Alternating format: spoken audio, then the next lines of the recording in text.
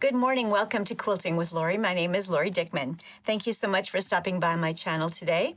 Today we are going to be working on part 2 of my block of the month, Spring is in the Air. Last month we worked on this center medallion block, and today, and this month, we're going to be working on 3 of these funky bird blocks. They're just adorable. We're going to be making 3 of them. I'm going to make mine in 3 different colors. You can make yours in whichever colors you choose to. You might want to make yours all the same, but mine are going to be different. I do want to let you know that this block of the month pattern and all of the PDFs that come out every month are available and are given to the block of the month members. They're the level 2 members on my YouTube channel. So if you would like to learn how to become a level 2 member on my YouTube channel and receive all of my block of the month patterns each month, then go ahead and watch the video that I'll link below. It's a quick little video. It gives you the information about what my level 1 and level 2 membership involves.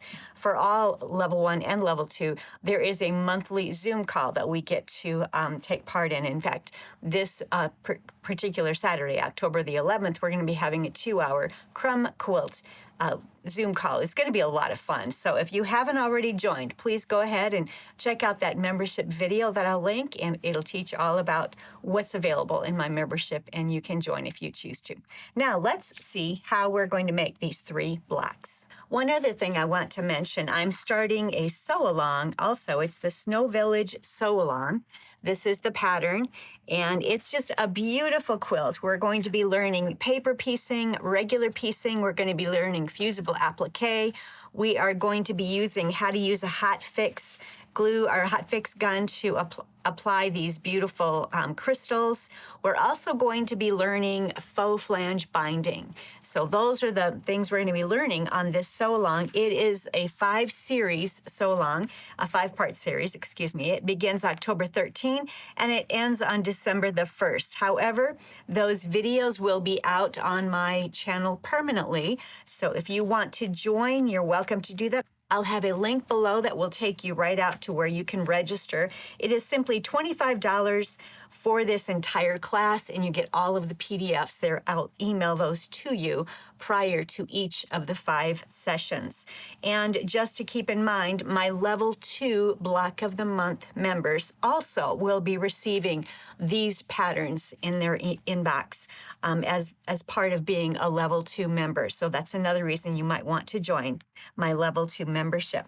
But this is going to be a lot of fun. It's a beautiful quilt, and we should have it done in time for mid-December, and then you can actually have this one hanging in your home way into the winter months because it's just a beautiful Snow Village quilt. So here's a quick glimpse of it, but I will actually hang this up and get a better picture of it, a video for you so that you can see what the whole quilt looks like. I'll do that at the end, so stay tuned till the end and you'll be able to see this entire quilt. Now let's get to our block of the month, part 2. All right, so the pattern will include not only the instructions, but also the PDF templates. And this funny little bird here, this is the bird's body. And do keep in mind that with the templates, I'm including the 1/4-inch seam allowance here for those of you who like to do needle turn applique.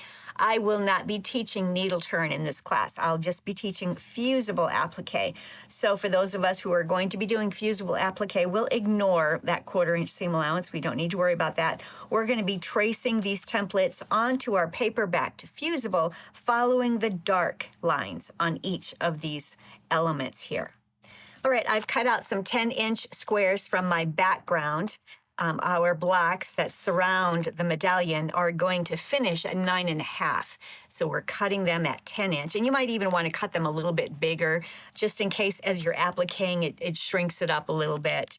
But we're going to, once they're appliqued, trim them to 10 inches. And then in the quilt, they'll finish at 9.5. So I've got 2 more blocks here. And the other thing that I recommend when you're appliquing, my batik here that I'm using for the background, it's a thin batik. Often batiks are heavier and you really don't have a problem with applique, but this particular one is thinner, and sometimes when you're appliquing with a thin background, the background fabric kind of jumps up into the needle. It's very aggravating, so I like to go ahead and put some sort of a lining or a facing on the back, and what I'm using is a very, very light Pellon fusible. It's a PLF 36. PLF 36 fusible interfacing. It's a very, very lightweight. It's for garment sewing, but it works beautifully just to give this light blue batik some stability so that it doesn't get sucked up into my foot there as I'm appliquing. So I've got those prepared. And then now I'm going to go ahead and get my templates prepared. I've actually gone ahead and traced all of my elements already. I am using right now something called Flexi Fuse. This is a lightweight paper-backed fusible. I get this on Amazon. There's many different lightweight paper-backed fusibles that you can use. This just happens to be what I have on hand right now, and that's what I'm using. Let me show you what I've done here. So I've simply taken some of that and I've traced my bird's body twice. I've already done one complete bird, so one's finished. So I just have to make two more, but I've traced one here, I've traced one there. And then I've also traced two of the beaks, that's number B. I've traced two H's, which is the large part of this eye, the big green part. And I've already finished the black. I've got two of my little black pupils already. I simply pulled a 2-inch square from my Speedy Solution scrap stash for those little eyes. And then I have another piece here. I had to find this, it got away from me. So now I have 2 D's, 2 E's, 2 F's, and 2 G's that I have traced onto the paperback fusible. And then I will simply loosely cut out each of these elements at this point, and I will fuse them to the back of the appropriate fabric. For my G's, I'm going to fuse them to the back of the green fabric. For my D's, E's, and F's, I'm going to fuse them to the back of this blue. For one of them anyway, one of them will have the light blue and one of them will have the dark blue, because one of my birds is going to have a blue body and one's going to have the dark blue body. So I'll swap the feathers out so that they're the different colors. But they'll have the same color wing, the same color large eye, and of course the black and then the orange beak. And so I'm going to go ahead and get these elements fused to the wrong side of my fabrics. Once they're cool, then I will cut them out right on the drawn line, and then I can remove the paper and then fold up my blocks. What I like to do is simply fold the block and crease and fold the block and crease, so that you have some guidelines to know exactly where the center of your block is. And then you can start laying out your birds and placing all of the elements on the bird. And you don't have to follow the pattern. Maybe you want to do something funny or something different than this. Maybe you want more feathers. Maybe you want a bigger wing. Whatever you choose to do, this is your quilt. You have fun and play around and enjoy. I think I'm going to have a couple of my birds facing this direction, and that's how I'll place them in my quilt. One thing to keep in mind is do not cut your PDF of the templates apart. There's no need to cut them apart. Keep them intact so that anytime you might want to make this pattern again, you haven't lost anything. You simply lay your paperback fusible on top and just trace it through there. If you ever want to reverse an image, just make a dark line with a magic marker on that particular line, flip it over, and then you can trace your paperback fusible on this side. In the case of this bird, we really don't have to do a reverse image to make the bird going the opposite direction. And you'll see what I'm talking about here in a minute. But make sure you don't cut them apart. You don't need to do that. Just keep them intact. Now, here's what I've done. I've got a C on this light blue. I've pressed it to the back. It's now cool. I've got the feathers that are going to go on this bird on this dark blue. I have C on the dark blue for the second bird, and the feathers for it are going to be the opposite, the light blue. I have my 2 beaks. I have my 2 wings and my 2 large eyes on the green. And now that it's cool, I'm going to go ahead and cut it on the drawn line. I'll cut everything out on the drawn line. Then I can remove the paper and start applying it to the quilt block. All right, I have my parts and pieces cut out. Right now, I've taken the paper back off the back of this bird, and I've placed him here.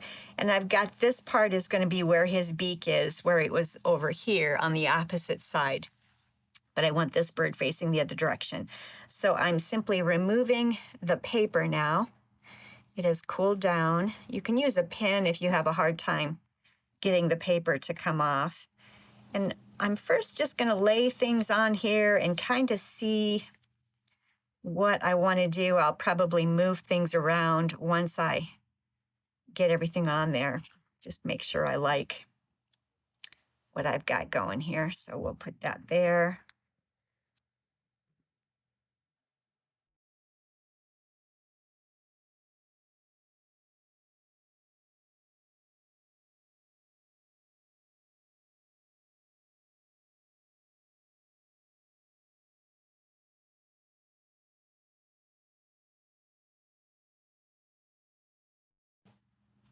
All right, so this is how I've laid mine out. I'm going to turn it around. Before I press everything, I'm going to turn it around and make sure that I'm happy with it. It's very similar to how I laid this one out. You could do something different. Maybe you'd like your tail feathers to be coming up off the top of him. Maybe you'd like them to intersect. Whatever you choose to do, this is your little quilt and your little block, so have fun with it. Do whatever you choose on it. And so now, once I'm happy with where everything is placed, then I will press it down, and once I press it, it will be permanent. Then I will set up my sewing machine for applique. If you decide you'd like maybe to add some little feet to the bottom of the bird, maybe some eyebrows, whatever you want to do, have fun with this and enjoy. Be creative. Add some embellishments if you choose to do that. When I applique my bird, I'll probably do the same as I did here, where I did a blanket stitch around the pink body. I did a blanket stitch around these feathers here, the tail feathers. I did a straight stitch here, a straight stitch around these, and a straight stitch there. So that's what I did. You're welcome to use the fancy stitches on your sewing machine, which we often forget about. And maybe you could attach it with a beautiful fancy stitch when you're appliquing it down. But what I'm doing is matching each of the elements with a thread that I might have. I've gone upstairs and grabbed a lot of these beautiful rayon embroidery threads, and I am going to try to match my fabrics with the thread that I'm going to be using. I've got an orange one here. So that's what I plan to do as I'm stitching. I have the 3 birds done. I have 2 of them facing this direction, and I simply just placed the beak on the opposite side of the body and then placed the tail feathers on the opposite side. And in the case of this type of bird, I didn't have to do a reverse image. It was basically the same either direction. So I've got 3 of my birds, a dark blue, light blue, and a pink. I love them. They're so cute. They're just funky little birds that are going to go around this quilt. And so we've got 3 birds done, and we have the center one done. Let me see, what are we doing next month? Let me grab the pattern. We'll see what we're going to be working on next month. So for next month, we will be working on block 3 and block 4, and that's the log cabin birdhouse and the striped birdhouse. They're going to be a lot of fun. I can't wait to get to those. And I'm excited to get this quilt done. It's just an adorable one. By the time spring is here, we'll have it ready and we can hang it up. And what a great project to work on over the wintertime. It's always very, very cold and dreary here in Rockford, Illinois. So I will enjoy working on this bright and cheerful quilt this winter. So what I'm going to do now is take you out, probably out to the deck. I'm going to photograph that quilt out there in the daylight so that you can see the whole quilt and see what we're going to be starting on next Monday, October 13. And there's a link below in the description box that will take you out to where you can register to get started. And of course, you can work on both of these quilts, the block of the month and the sew-along, the Snow Village sew-along, at your own pace. Everything is going to remain out on my video or my YouTube channel, so you can watch the videos at any time, whenever it works in your schedule. So there's so much sun outside that it just completely washed out the quilt. So therefore, I just brought it upstairs to the front room. And I have it laying here for you so that you can see there's a number of different houses we'll be working on. Some of them will be paper pieced. Some of them will be pieced. And we're also going to be doing fusible applique. We're also going to be the trees are going to be paper pieced technique. And then we'll be learning how to apply these beautiful crystals using the Hot Fix gun, and we're also going to be learning the faux flange binding. It might be kind of hard to see that, but there is a faux flange binding on this quilt. And so we're going to be learning all of those techniques in this 5-part series of the Snow Village quilt. I hope you'll all join me as we begin it next Monday. Until next time, happy quilting.